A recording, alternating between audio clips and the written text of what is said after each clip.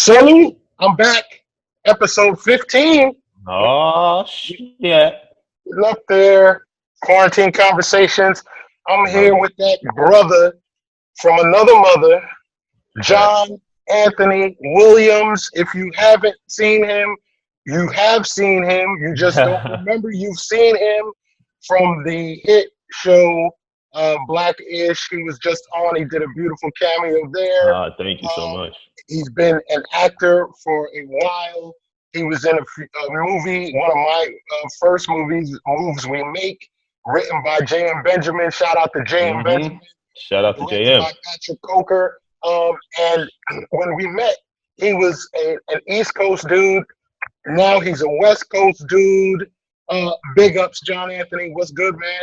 How What's are you? going on, baby? I am so well. You know what I'm saying? Mind you, you'll see this mug dipping in and out of the frame because you got to get your morning routine in. Exactly. I need one of those. You need to send me one of those. Oh man. Come on now. You know my film was up in there. You need to send me some t-shirts, some mugs. Yeah, send that to me. See, that's the brilliance of being on at the spot at the time. Now, Yeah, with that being said, I have your entire filmmaker bag at the crib in I Jersey. know. So let's get into it Crazy. because, as you can see, if you think this is New Jersey, it's not. I'm stuck in Florida. I'm quarantined in Florida, Oh, okay. and I've been here for over a month now. Sort of a Gilligan's Island situation. I Yeah. came down here for some family business. My grandmother passed away at the end of February, and Yes. as the Condolences, brother. thank you, brother, as the escalation of the coronavirus started up and up and up, we became more locked into being here temporarily, or at least until this situation wears off. Talk to me and whoever is listening right now about your current situation in California.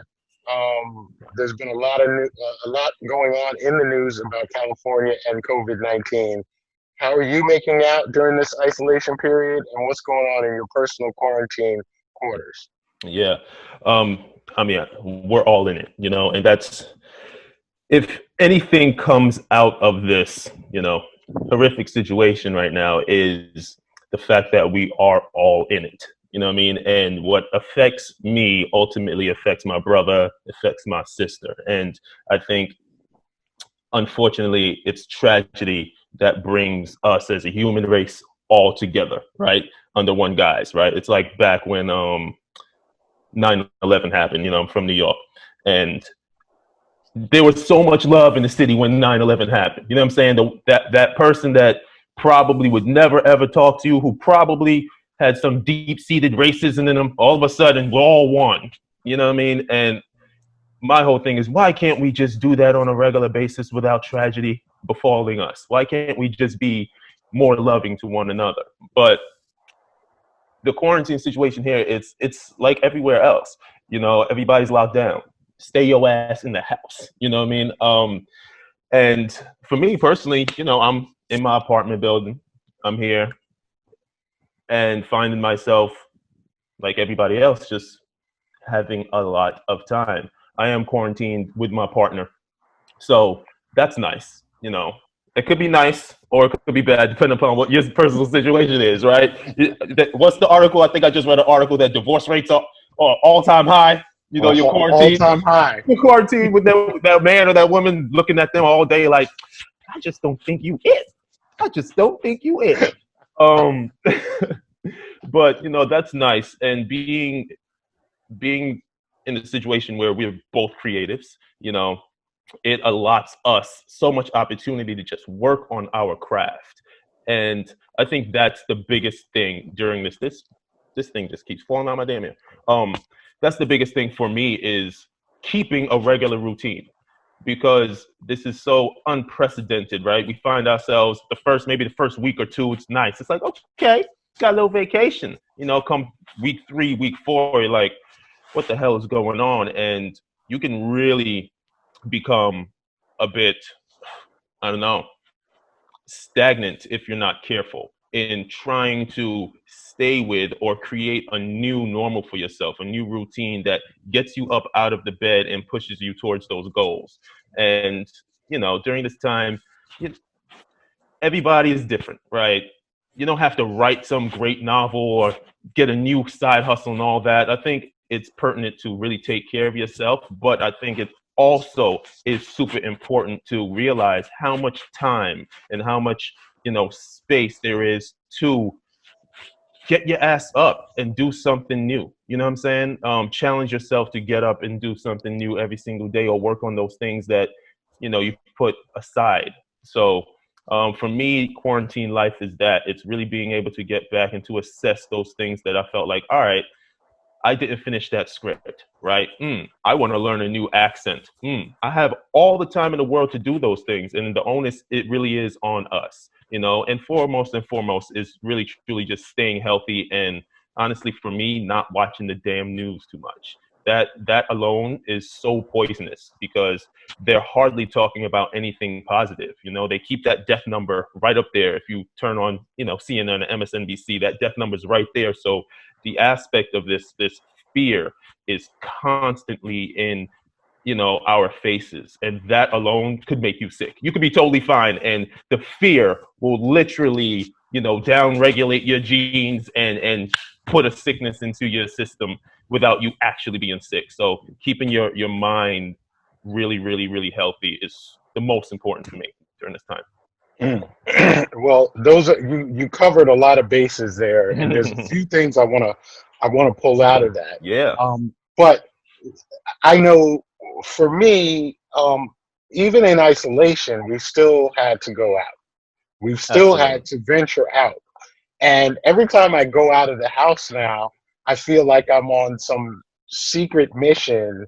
I really feel like a character in some sort of, you know, epic, you know, Contagion movie, It's or like Gilgamesh.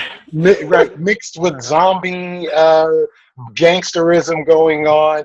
I noticed that people have a different demeanor when they have their faces covered. Oh man, There's almost like some gangster-ish going on you ain't under lying. that mask. People are walking a little bit differently. They, like, you know, they got a little bit of swag about them. They're ready to take it. You know, whatever's Ready. going down, ready to chop it down. How? Talk to me about your routine when you ventured out of the house. What is that like? Honestly, first and foremost, it's just super annoying, right? It's like you can't just get up and go. Now it's all right. Let me make sure I got my mask. All right, let me make sure I got like 4 pairs of gloves just in case one rips. Just like yesterday when I was in Whole Foods, you know, I'm shopping and one of them ripped. I'm like, goddamn, you know what I'm saying? Like, I got another one, thankfully, because if not, I would have been one hand in every damn thing in the store. You know, because the paranoia sets in, and mind you, I'm already a germaphobe. All right, so honestly, God. I feel like my entire life I've just been set up for this situation. You know, I'm the type of dude that has, you know, I grew up in New York. I'm a germaphobe. You're in tight quarters on the subway. I'm the type of dude that can anticipate somebody that's about to cough, and I know I'm holding my breath until I pass this mist of cough in the air. Like, I've always had that in my mind. So to actually see those recommendations, you know what I mean, on the news or your news feed, it's mind blowing to me. It truly, truly is. But yeah, going outside, it's just absurd, because you walk down the street and everybody is suspect. Like, you know what I mean? Like, you can't even breathe wrong. If I hear a tickle, all of a sudden I'm like, nigga. Like, you know, yeah, a tickle in your throat. I mean, this person could actually have true allergies, some true seasonal allergies, and just coughing and sneezing. It don't matter. Like, you got it, and you need to get the hell away from me, because I'm ready to kick your ass if you come too close to me right now. Like, Oh my God! it's those two scales. It's like, oh my God, we're here in it together. We're all loving, and then stay the fuck away from me. Nah, we in this alone, B.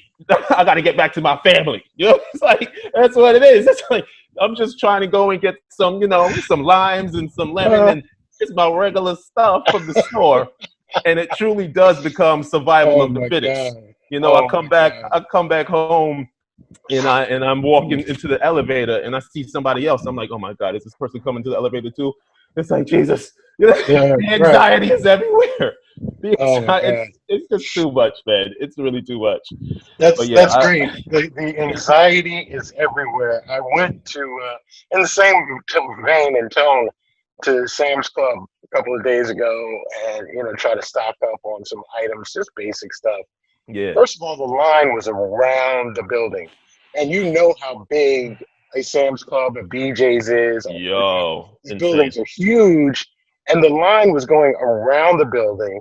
You've got some people that are in mask and full battle gear, then other people that just have like open sores and they're just out. It's like, Like, yeah, yeah, yeah. Like they it's don't an even open sword. care. Yeah, they don't even care. And I'm just like, oh man. So I felt the anxiety and the tension as I was walking through the store, but for sure, I think this is permeating people's psyche to a large degree. What is your advice for those who, have sort of, they have to get out. But there's some people that whose fear is just locking them in place creatively. It's Yeah. locking them in place spiritually. It's locking them in place socially. Um, what is your insight or advice for breaking through all of that, all of those walls? We talk about walls. Hmm. Our current leadership is all about the wall. How All do we about the break? wall. How do we break through that wall? How do we climb up and over those walls? How do we bust through and create a better existence in society for ourselves?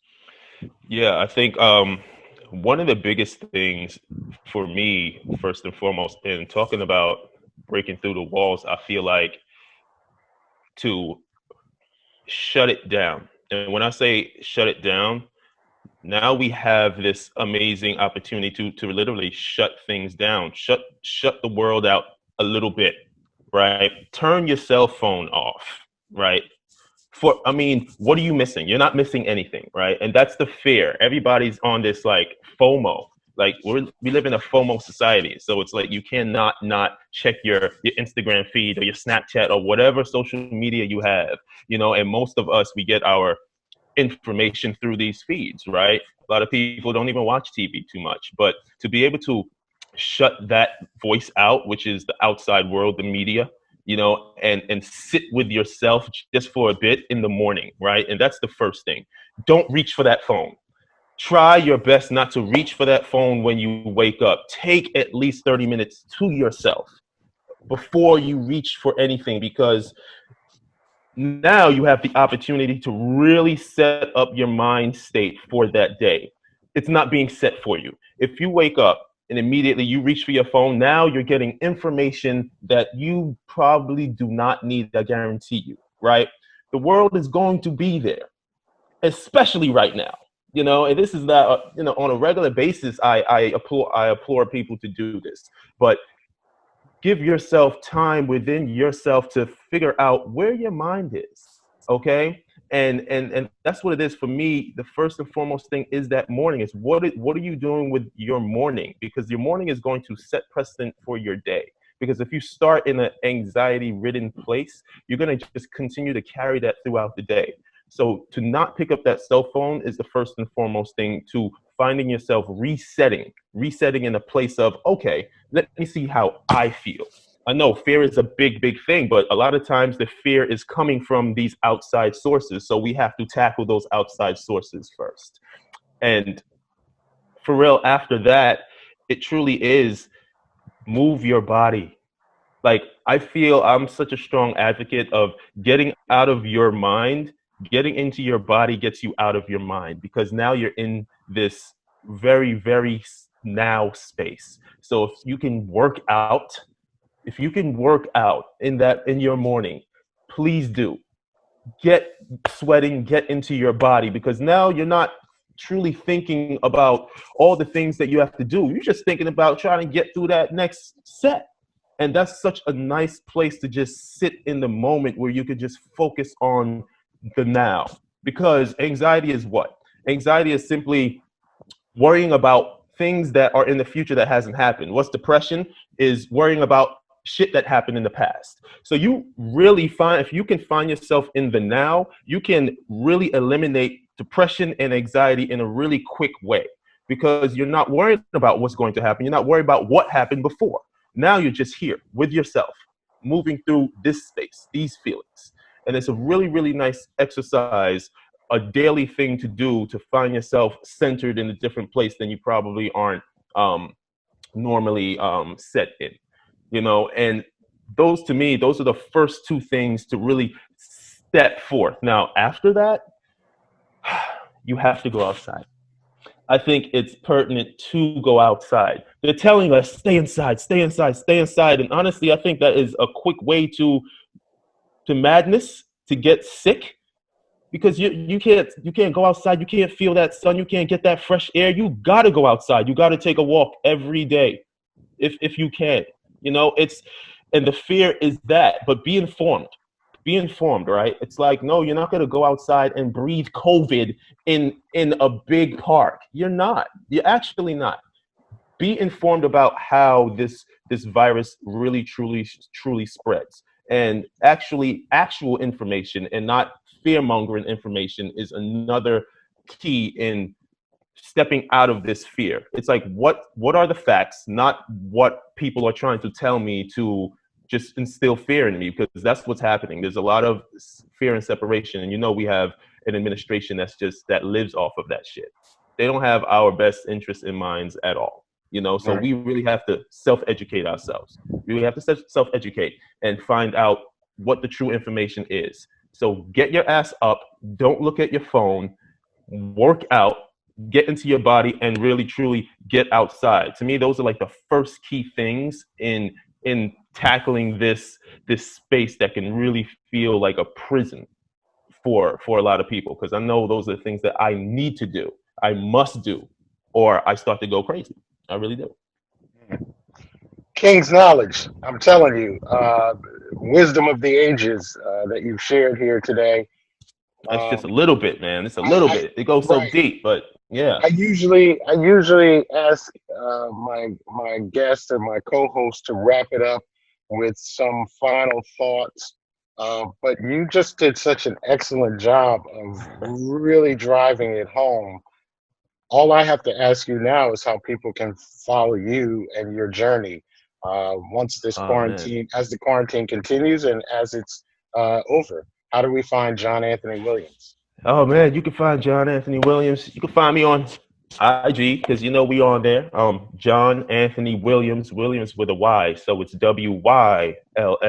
All right, so John Anthony Wylliams. You can find me there. You can find me on Facebook, same way. Also, JohnAnthonyWilliams.com. So it's all the same. You know, you can find me straight up on there, and yeah, that's how you find me. You know, find me on Blackish. We on reruns. You know what I'm saying? I got films out there on Amazon. Since we're all at home, I was literally laying in the bed and I was like, hey, it's my movie. You know, ladies like, let's watch it. I was like, let's watch this bad boy. So that's really, really nice. So there, you know, the work is on many, many platforms right now, thankfully. And that's really, really a lovely, lovely thing.